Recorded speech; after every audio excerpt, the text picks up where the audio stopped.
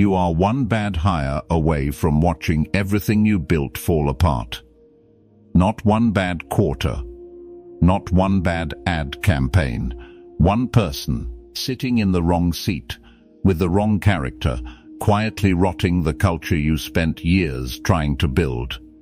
Marcus Aurelius knew this 2,000 years ago, sitting in a war tent, running an empire, burying his own children, and still finding the discipline to write down exactly how a leader should choose, train and hold together the people around him.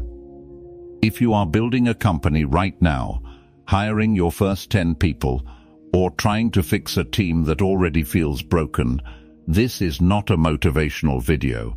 This is a working manual. 9 rules, straight from Marcus Aurelius, on how to build a team that does not fall apart the moment things get hard. Stay with me until the end, because Rule 7 is the one most founders learn only after they have already lost their best people. Marcus Aurelius did not have the luxury of theory. He led men into battle. He ran an empire stretched across 3 continents with no modern communication, no data, no dashboards, just judgment and character. And the diary he kept for himself, the one he never intended anyone else to read, is now called Meditations. It is not business advice. It is something more honest than that. It is a man at the absolute top, constantly checking whether he was still worthy of the power he held. That is the lens we are using today. Not a productivity hack. A leadership discipline built by someone who had every excuse to become arrogant and refused to take it. Rule 1. Command yourself before you try to command anyone else. Marcus wrote that the first job of a ruler is to rule his own mind, because a man who cannot control his own reactions has no business directing other people's lives. Think about the last time someone on your team missed a deadline or made a mistake that cost you money. What did your face do? What did your voice do? Your team is not just watching your strategy, they are watching your nervous system. Every time you lose your composure over something small, you teach your best people to either hide their mistakes from you or to stop taking risks altogether. A founder who cannot sit with frustration for 10 seconds before responding will build a team full of people who are more afraid of him than they are motivated by the mission. Self-command is not softness. It is the entry fee for leading anyone at all. Rule 2. Judge people by what they do, not by what they say about themselves. Epictetus, whose teachings shaped Marcus deeply, drew a hard line between what is in your control and what is not. You cannot control a person's charm in an interview. You cannot control how convincingly someone talks about hustle and loyalty over a coffee chat. What you can control is what you choose to measure. Marcus surrounded himself with men who had already proven their character under pressure, not men who promised they would rise to the occasion later. Stop hiring on potential alone. Stop promoting people because they are likable in a meeting. Look at what someone actually did the last time things got difficult, because that is the only honest preview of what they will do when your company is on the line. Rule 3. Build the team around virtue, not around flattery. This is where most founders quietly poison their own company without realizing it. It feels good to be surrounded by people who agree with you. It feels good when someone tells you your idea is brilliant. Marcus warned repeatedly against the danger of surrounding yourself with people who only tell you what you want to hear, because a ruler isolated by flattery eventually cannot see the truth about his own empire.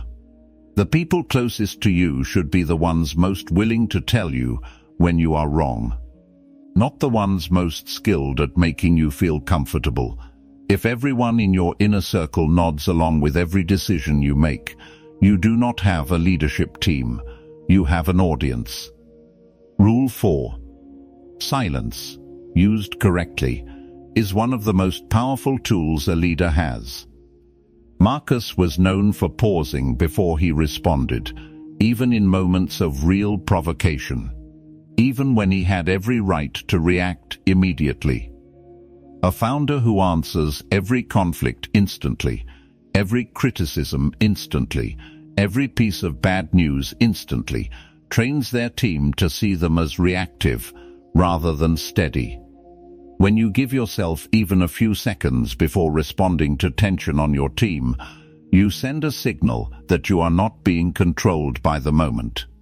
Steadiness at the top becomes the emotional temperature of the entire company. If you are calm under pressure, your team learns they can survive pressure too. There is more here, and it gets sharper from this point forward. Rule 5. Protect the mission from your own ego. Marcus Aurelius held more power than almost any man in history, and yet he wrote, again and again, reminders to himself that Rome did not exist to serve him. He existed to serve Rome. Flip that thought toward your own company for a second. Your business does not exist to make you feel important. It exists to solve a real problem for real people. And the moment you start making decisions to protect your image instead of protecting the mission, your team feels it immediately.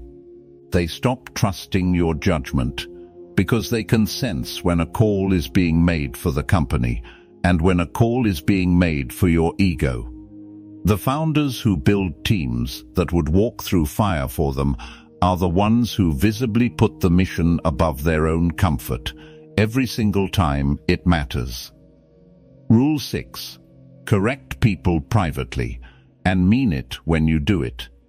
Marcus believed that anger corrupts judgment faster than almost anything else, and a leader who disciplines a team member publicly is often not trying to fix the problem. He is trying to feel powerful in front of an audience.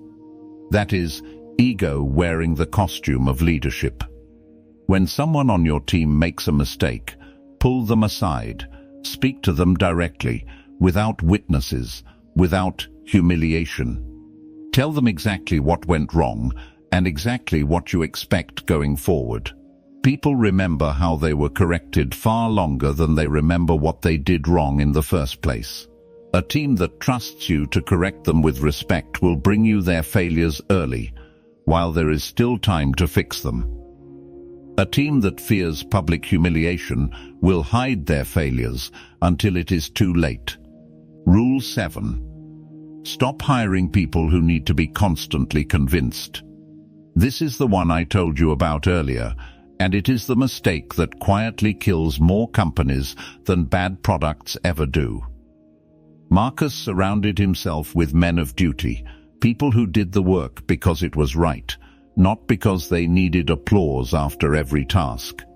You already know the type of person who needs to be sold on every decision, who needs constant reassurance, who treats every disagreement like a personal attack. That person will drain more energy from you than 3 difficult clients combined. The people who actually build empires with you are the ones who show up, do the hard thing, without being managed into it. And trust that you will handle the direction while they handle the execution. Stop trying to convince people to care. Go find the ones who already do. Rule 8. Accept that some people will leave, and let them go without resentment. Marcus wrote extensively about impermanence, about how attachment to outcomes outside your control leads directly to suffering. Your best employee might leave for a competitor. A co-founder might walk away at the worst possible time. This will hurt, and pretending it will not hurt is not Stoicism, it is denial. Real Stoicism means feeling the loss honestly and still refusing to let bitterness change who you are as a leader. Founders who badmouth every person who ever left them end up building a reputation that quietly repels talented people for years. Let people go with the same dignity you wanted from them when they arrived. Your reputation as a leader outlives every single hire and every single exit. Rule 9. Remember that you are building something that will eventually continue without you. This is the hardest one, and it is the one Marcus circled back to, constantly in his private writing. He knew Rome existed long before him and would exist long after him, and that knowledge kept him from the kind of controlling, paranoid leadership that destroys teams from the inside. If your company only works when you personally control every decision, you have not built a team. You have built a dependency. The founders whose companies actually last are the ones who train their people to think clearly without needing permission for every move. Ask yourself honestly, right now, if your business could survive a month without you answering every message. If the answer scares you, that is not a sign you need to work harder. It is a sign you have not built a real team yet. Here is the truth underneath all 9 of these rules. Marcus Aurelius was not trying to build the most efficient empire in history. He was trying to build one worth being proud of, run by people worth trusting, led by a version of himself he could respect when he was alone with his own thoughts at night. That is the same standard available to you right now, whether you are running a 5-person startup or a company with hundreds of employees. Command yourself first. Judge character over charisma. Refuse flattery. Stay calm under pressure. Protect the mission over your ego. Correct people with respect. Hire people who already care. Release people without bitterness.